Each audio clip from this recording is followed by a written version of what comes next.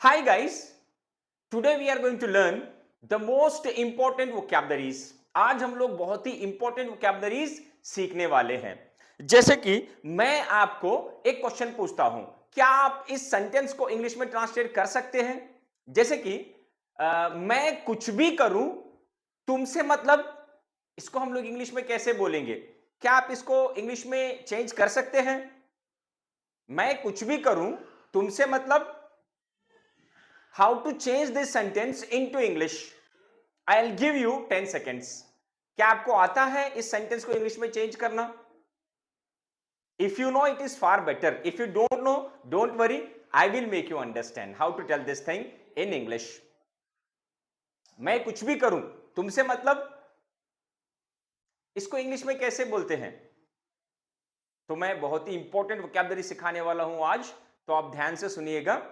देखिए, मैं कुछ भी करूं तुमसे मतलब, whatever I want to do, I will do it. What is it to you? Whatever I want to do, I will do it. What is it to you? मैं कुछ भी करूं तुमसे मतलब, इसका मतलब होता है what is it to you? जैसे कि मैंने यहां पे लिखा है, देखिए, what is it to you? Whatever I want to do, I can do or I will do. What is it to you? Wherever I want to go, I will go. What is it to you? मैं जहां जाऊं वहां जा सकता हूं या जाऊंगा। तुमसे मतलब, अगर किसी को आपको पूछना है तुमसे मतलब, तो हम लोग बोलेंगे What is it to you? I hope अब आपको समझ में आ गया कि तुमसे मतलब का मीनिंग कैसे होता है इंग्लिश में। उसको बोला जाता है What is it to you? Okay, और नेक्स्ट सेंटेंस देखिए, ये भी बहुत ही इंटरेस्टिंग है। बहुत, आज का जो वीडियो है बहुत ही मजेदार है और बहुत ही ज्यादा नॉलेजेबल है। बहुत नॉलेज देने वाला वीडियो है आज। देखिए कितना इंपॉर्टेंट सेंटेंस था, तुमसे मतलब कैसे बोला जाता है इंग्लिश में। अब नेक्स्ट सेंटेंस देखिए, अगर मैं बोलूं कि उसने मेरे पे बैड मेरे पे बैड कमेंट्स किया, लेकिन मैंने उसको नजरअंदाज किया। He made bad comments on me but I, देखिए नजरअंदाज को क्या बोला जाता है, but I shrugged of his bad comments. He made bad comments on me but I shrugged of his bad comments. उसने मेरे पे बैड कमेंट्स किया, लेकिन मैंने उसको नजरअंदाज कर दिया। मैंने उस चीज को सीरियसली नहीं लिया। राइट? तो नजरअंदाज को क्या बोला जाता है? Shrug off. देखिए यहां पे मैंने लिखा है, he shrugged off the bad comments. उसने जो भी बैड कमेंट्स थे उनको नजरअंदाज कर दिया। आपको भी बैड कमेंट्स को क्या करना चाहिए? नजरअंदाज करना चाहिए। नजरअंदाज का मतलब श्रग ऑफ, नजरअंदाज करना। आई होप आपको बहुत अच्छी तरीके से समझ में आ रहा है। जो बहुत ही इंपॉर्टेंट टाइप के सेंटेंसेस है हिंदी में, उनको कैसे इंग्लिश में ट्रांसलेट करना है आज हम लोग सीख रहे हैं। तो अगर कोई आपको कुछ बुरा बोलता है जो इंपॉर्टेंट नहीं है, तो आप उसको नजरअंदाज कर सकते हो।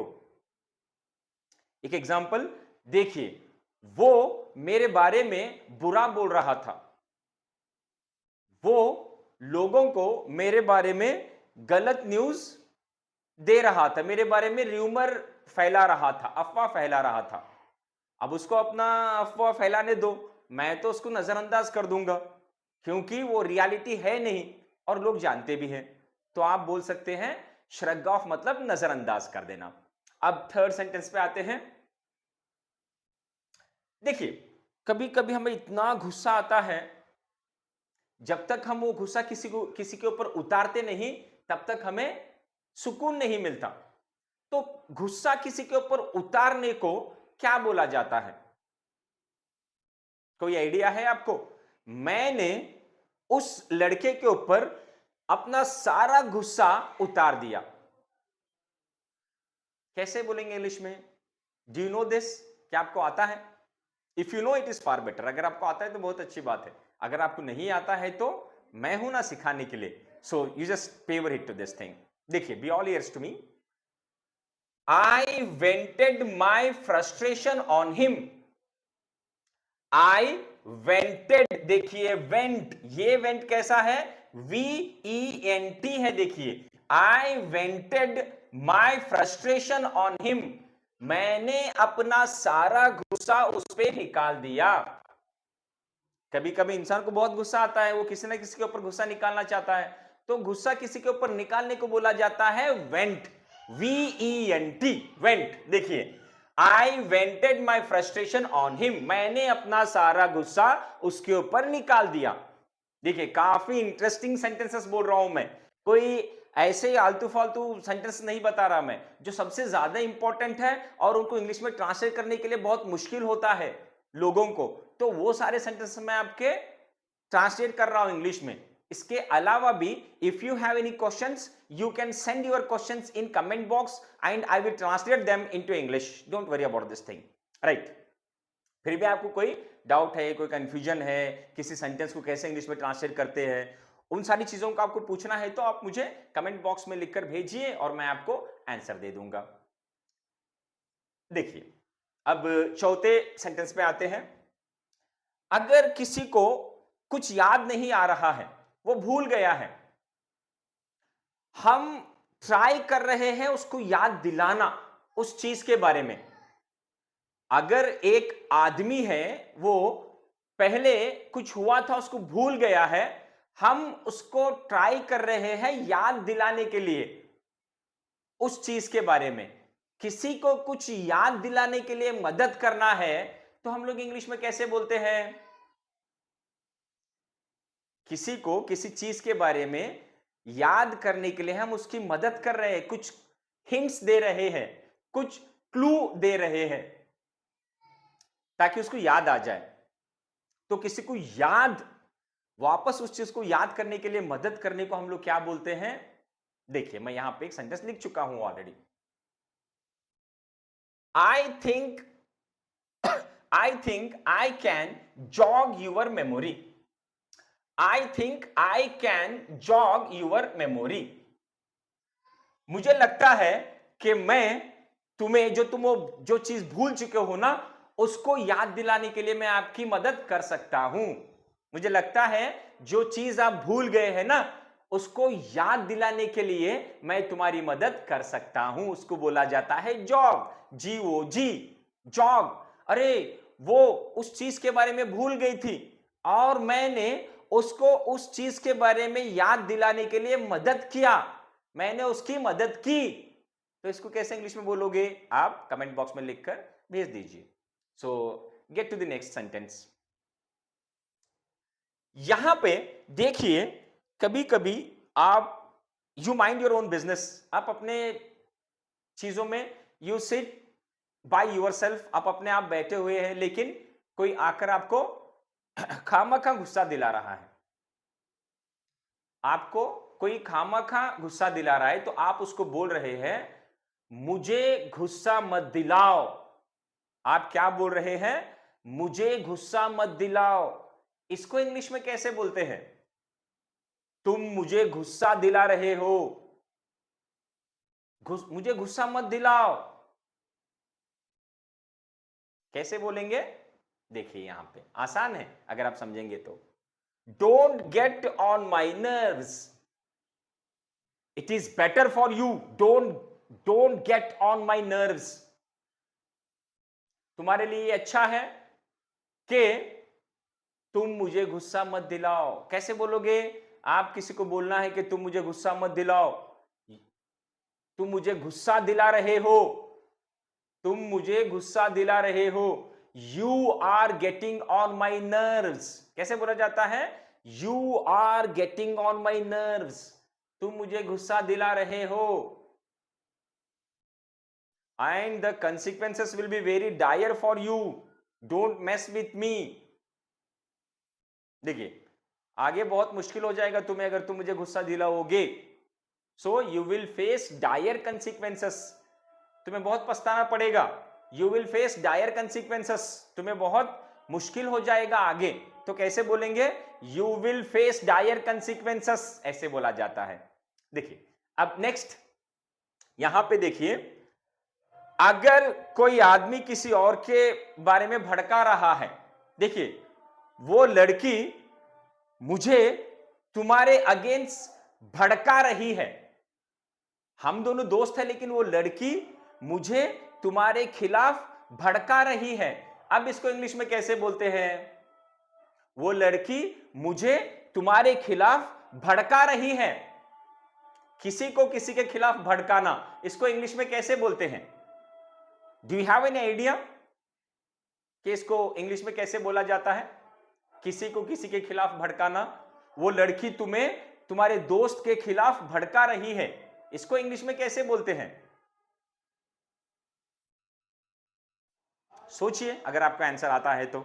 नहीं आता है तो don't worry, I will tell you.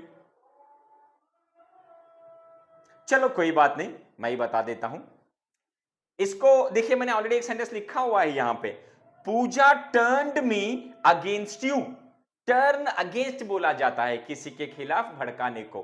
Puja turned me against you, Pooja ने मुझे भड़काया तुम्हारे खिलाफ।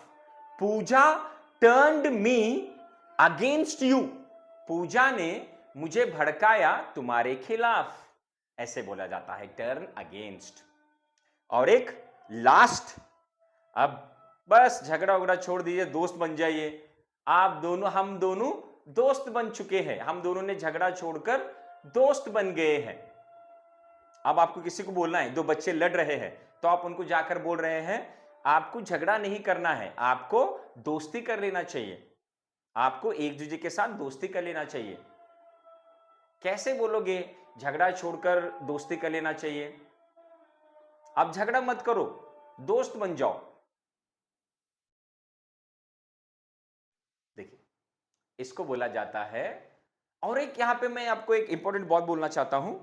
बहुत सारे लोग क्या बोलते हैं, देखिए बहुत हिंदी के जैसा ही इंग्लिश में ट्रांसलेट करते हैं, जो कि गलत है। ही इज फाइटिंग विथ मी बोलते हैं, वो मेरे साथ लड़ रहा है। इसी तरह वो लोग क्या करते हैं, इंग्लिश में ट्रांसलेट कर लेते हैं, ही is fighting with me. But for your kind information, ये सेंटेंस गलत है। वो मेरे साथ लड़ रहा है, इसको इंग्लिश में कैसे बोलते हैं? वो लड़का मेरे साथ लड़ रहा है। क्या हम ऐसे बोल सकते हैं, ही इज फाइटिंग विथ मी? अब जैसे हिंदी में साथ बोल रहे हैं ना, मेरे साथ, तो हम इंग्लिश में भी क्या बोल देते हैं, विथ मी। नहीं, लेकिन ये गलत है। According to grammar it is completely wrong. What we have to do, we have to comply with all the rules of grammar. First of all we have to make ourselves familiar with all the rules of grammar, then only we are not going to commit mistakes. Otherwise in every sentence we are going to commit a mistake, then we cannot become good at English. We are dreaming of becoming perfect at English. देखिए कुछ लोग dream to बोलते हैं, dream to नहीं बोलना चाहिए, dream of plus verb ING में लेना चाहिए। I am dreaming of going to America, I am dreaming of visiting to America. Dream of होता है, ड्रीम के साथ ऑफ लगता है, उसके बाद आईएनजी लगता है, याद रखिए, गलत इंग्लिश मत यूज कीजिए। तो वैसे ही मैं let me get back to my previous sentence. मैं पूछ रहा था कि वो लड़का मेरे साथ लड़ रहा है, तो he is fighting with me, whether is it correct और इनकरेक्ट सेंटेंस?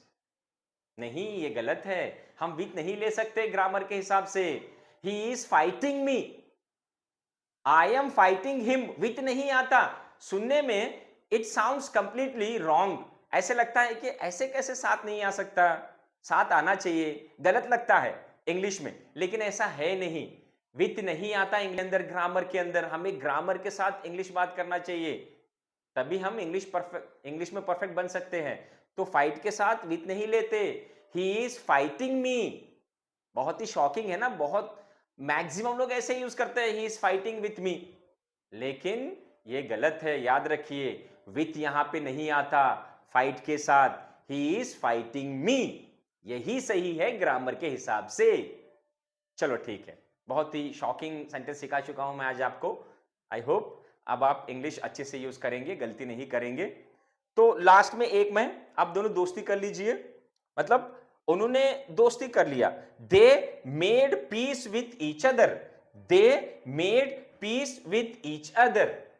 उन लोगों ने एक दूसरे के साथ दोस्ती कर ली, झगड़ा छोड़कर दोस्ती कर ली। मेक पीस बोला जाता है, you should make peace with each other. आप दोनों को लड़ना नहीं है, आप दोनों दोस्त बन जाइए। Don't fight with each other बोलूं कि डोंट फाइट ईच अदर? अभी एक 2 मिनट पहले मैंने आपको सिखाया है कि फाइट के साथ विथ नहीं आता। सुनने में आपको गलत लग रहा होगा, लेकिन हमें we have to comply all the rules of grammar. Grammar के रूल्स के हिसाब से ही जाना चाहिए हमें, नहीं तो फिर हमारा इंग्लिश गलत हो जाएगा। So don't fight each other, with नहीं। सुनने में कुछ गलत, it sounds completely wrong, but that's okay. Grammar is the important thing. So don't fight him, not with him. उसके साथ मत लड़ो, don't fight him. So you should make peace with each other. आप दोनों दोस्ती कर लीजिए एक दूसरे के साथ। So I hope आज मैंने आपको बहुत ही इंपॉर्टेंट सेंटेंसेस सिखाए हैं, और कुछ गलतियां जहां पे आप लोग गलतियां करते थे, अब आगे से आप लोग गलतियां नहीं करेंगे। ऐसे ही अगर आपको ग्रामेटिकली परफेक्ट इंग्लिश सीखना है तो आप मेरे चैनल को सब्सक्राइब कर लीजिए। Please do subscribe to my channel. और आपको कोई डाउट है, कोई कंफ्यूजन है, कोई क्वेश्चन है, तो कमेंट बॉक्स में लिखिए, मैं उसका आंसर दे दूंगा। I need your support guys, so please do subscribe to my channel. Thank you so much.